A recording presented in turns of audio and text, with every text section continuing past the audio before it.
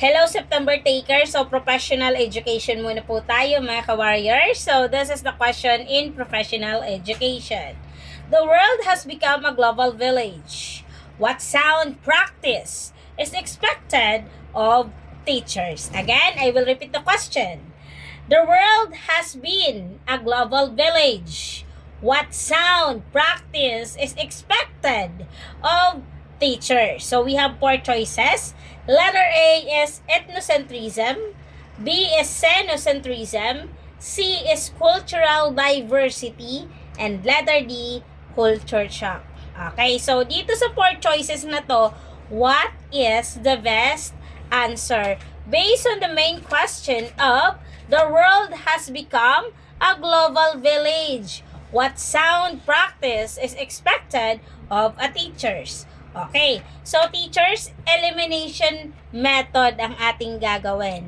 Okay po, so this is the technique when we are taking a board examination, especially in review days. Okay, so dito sa 4 choices na to, ano ba ang unang i-eliminate natin? Natural, ang unang tatanggalin natin is letter D. Bakit? Ano bang pagkaintindi natin pag sinabi natin culture shock or culture shock? Culture shock ay pakiramdam o pagkabigla kapag napunta sa ibang kultura.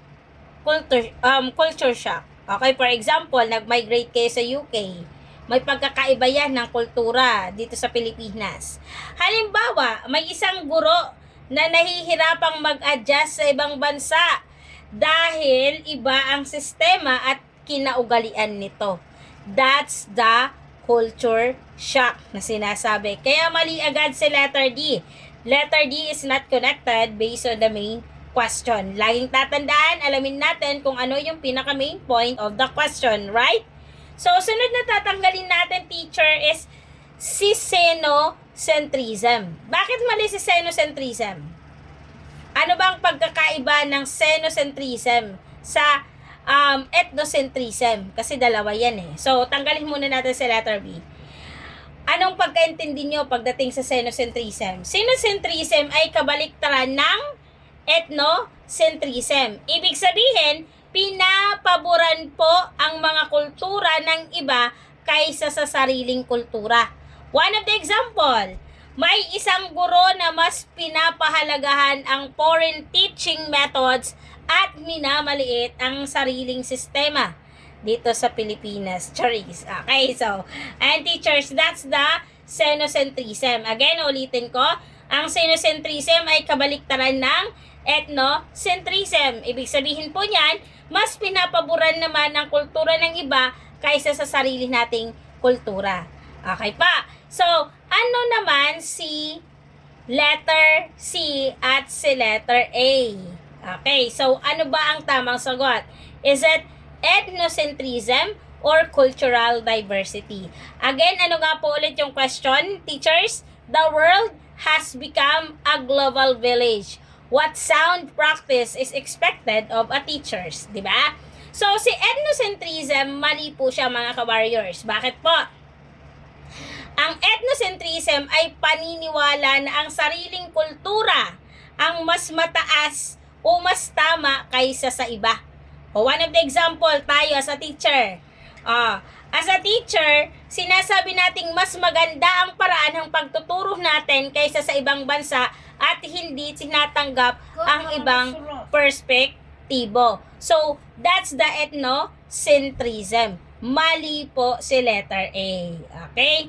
So, next, the correct answer is letter C, cultural diversity. Okay, bakit tamang sagot si cultural diversity? Pag sinabi natin cultural diversity, ito ay isang pagkilala, ito ay isang paggalang at pagtanggap sa iba't ibang kultura. Halimbawa, tayo as a teachers, gumagamit tayo ng iba't ibang halimbawa mula sa iba't ibang kultura sa pagtuturo at iginagalang natin ang paniniwala ng bawat estudyante.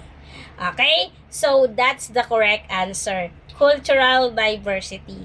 So, don't forget to follow Maestra Bicolana TL Tambayan for my Facebook page and also sa aking YouTube channel, Maestro Bicolana TL Itambayan Online Let Review. Pakisubscribe po mga ka-warriors. And then, ongoing po ang ating